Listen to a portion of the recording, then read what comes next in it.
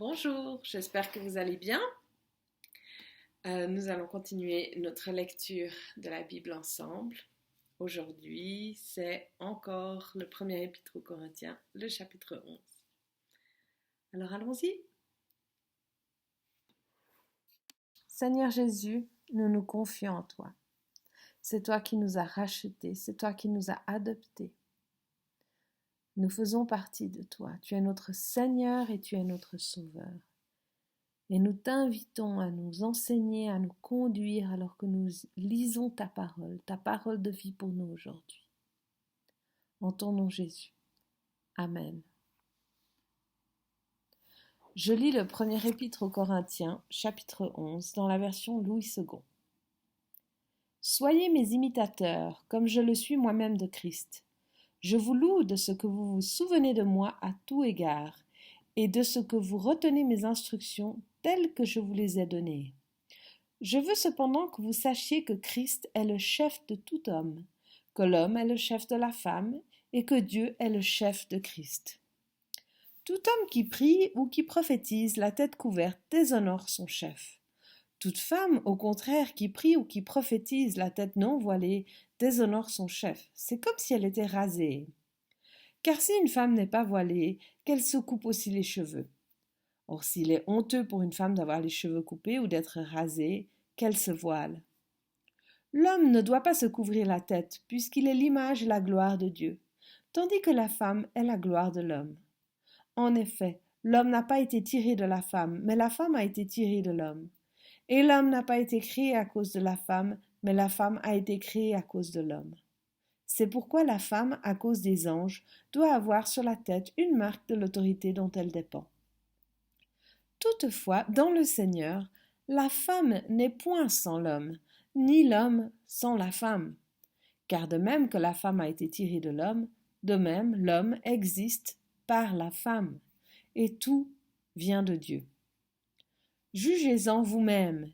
Est-il convenable qu'une femme prie Dieu sans être voilée? La nature elle-même ne vous enseigne-t-elle pas que c'est une honte pour l'homme de porter des longs cheveux, mais que c'est une gloire pour la femme d'en porter, parce que la chevelure lui a été donnée comme un voile? Si quelqu'un se plaît à contester, nous n'avons pas cette habitude non plus que les églises de Dieu. En donnant cet avertissement, ce que je ne loue point, c'est que vous vous assemblez, non pour devenir meilleur, mais pour devenir pire. Et d'abord, j'apprends que, lorsque vous vous réunissez en assemblée, il y a parmi vous des divisions.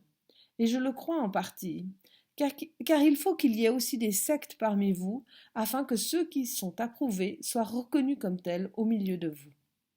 Lors donc que vous vous réunissez, ce n'est pas pour manger le repas du Seigneur. Car quand on se met à table, chacun commence par prendre son propre repas, et l'un a faim, tandis que l'autre est ivre. N'avez-vous pas des maisons pour y manger et boire? Ou méprisez-vous l'Église de Dieu et faites-vous honte à ceux qui n'ont rien? Que vous dirai-je? Vous louerai-je? En cela, je ne vous loue point. Car j'ai reçu du Seigneur ce que je vous ai enseigné. C'est ce que le Seigneur Jésus, dans la nuit où il fut livré, prit du pain, et après avoir rendu grâce, le rompit et dit: Ceci est mon corps qui est rompu pour vous. Faites ceci en mémoire de moi. De même, après avoir soupé, il prit la coupe et dit: Cette coupe est la nouvelle alliance en mon sang. Faites ceci en mémoire de moi, toutes les fois que vous en boirez. Car toutes les fois que vous mangez ce pain et que vous buvez cette coupe, vous annoncez la mort du Seigneur, jusqu'à ce qu'il vienne. C'est pourquoi celui qui mangera le pain ou boira la coupe du Seigneur indignement sera coupable envers le corps et le sang du Seigneur. Que chacun donc s'éprouve soi-même, et qu'ainsi il mange du pain et boive de la coupe. Car celui qui mange et boit sans discerner le corps du Seigneur mange et boit un jugement contre lui-même. C'est pour cela qu'il y a parmi vous beaucoup d'infirmes et de malades, et qu'un grand nombre sont morts. Si nous nous jugions nous-mêmes, nous ne serions pas jugés. Mais quand nous sommes jugés, nous sommes châtiés par le Seigneur, afin que nous ne soyons pas condamnés avec le monde. Ainsi, mes frères, lorsque vous vous réunissez pour le repas, attendez-vous les uns les autres. Si quelqu'un a faim, qu'il mange chez lui, afin que vous ne vous réunissiez pas pour attirer un jugement sur vous. Je réglerai les autres choses quand je serai arrivé. Ouh là là, il y a beaucoup d'encre, beaucoup d'encre, beaucoup de discussions qui ont coulé sur ce chapitre. Et moi qui suis une femme et qui lis ça, ben bien sûr, ma première impression, au premier regard, c'est oh, non mais comment Paul ose-t-il dire ça? Alors effectivement, ça c'était il y a longtemps, loin d'ici. C'était pas dans une autre galaxie, mais c'était dans un autre pays, dans une autre culture. Et ça s'adressait à des situations bien spécifiques. On voit vraiment dans ce chapitre qu'il s'adresse à deux choses. C'est la relation homme-femme et comment se tenir dans l'église et la Sainte Seine, la communion, quand on partage le pain et le vin, comment est-ce qu'on fait ça proprement?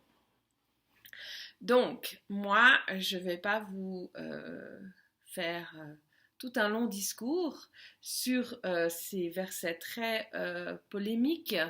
Je veux vraiment vous encourager à prier, à lire, à réfléchir, à vous instruire par rapport à ça. Mais ce que je voudrais vous dire, c'est que cette lettre s'adresse à l'église à Corinthe, donc dans une culture et dans une situation spécifique. Mais pourtant, il y a encore des choses qu'on peut retenir aujourd'hui. Donc, Dieu nous a créés dans un certain ordre, un ordre de relation.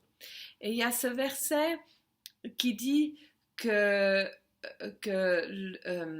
le Christ, le verset 3, « Je veux cependant que vous sachiez que Christ est le chef de tout homme, que l'homme est le chef de la femme et que Dieu est le chef de Christ. » Et donc Christ, Jésus-Christ, le Saint-Esprit et Dieu le Père sont Dieu, et pourtant même dans leur relation, il y a un ordre. Il y a un ordre d'autorité, il y a un ordre de soumission. Et ça ne veut pas dire qu'il n'y a pas de liberté d'expression, de liberté de ses dons, mais ça veut dire qu'il y a une couverture, une autorité, une protection qui est mise sur l'un et sur l'autre. Donc, Jésus-Christ est soumis à Dieu.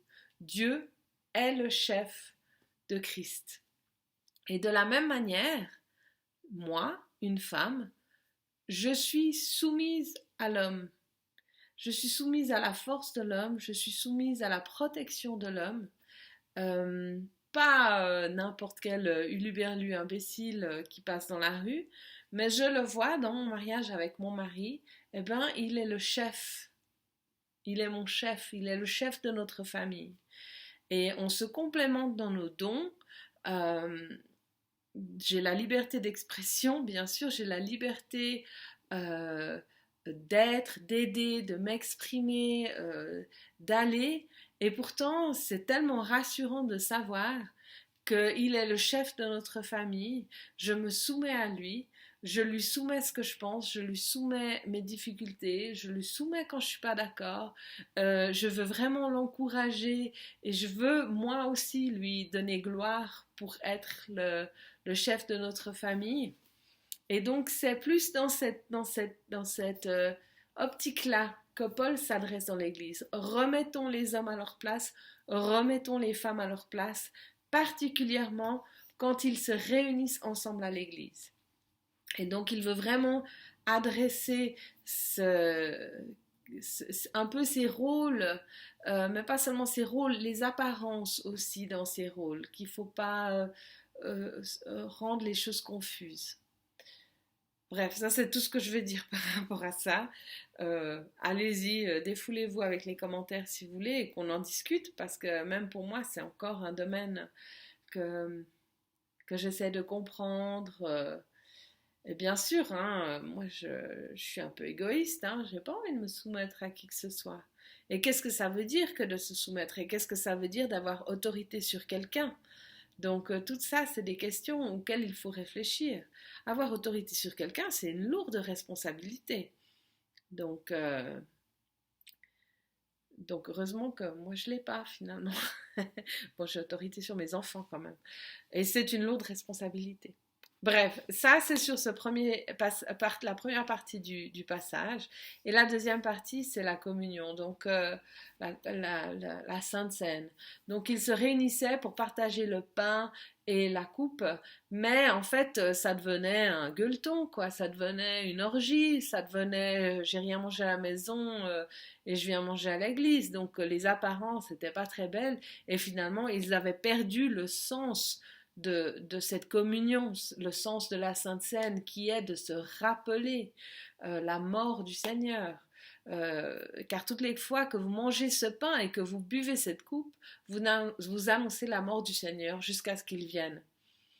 Euh, et donc, il veut que les gens fassent cette petite réflexion, cette petite recherche intérieure de leur cœur et qu'ils reconnaissent ce que c'est que le sang, ce que c'est que le corps, donc ce que c'est que la coupe, le vin, et ce que c'est que le pain, et qu'ils le prennent en pleine conscience, et qu'ils ne le prennent pas de manière olé et abusive, parce que c'est là où ils se mettent du jugement sur eux. Donc voici un peu les deux aspects que Paul il discute dans ce chapitre et il termine en disant je réglerai les autres choses quand je serai arrivé. Donc oulala, c'est pas fini, il y avait d'autres choses dont il devait discuter avec eux. Et on va les lire dans les prochains chapitres aussi peut-être. Donc voilà, c'est tout pour aujourd'hui. Matière à réfléchir. Que le Seigneur vous conduise, que le Seigneur me conduise. En attendant de se revoir, soyez bénis.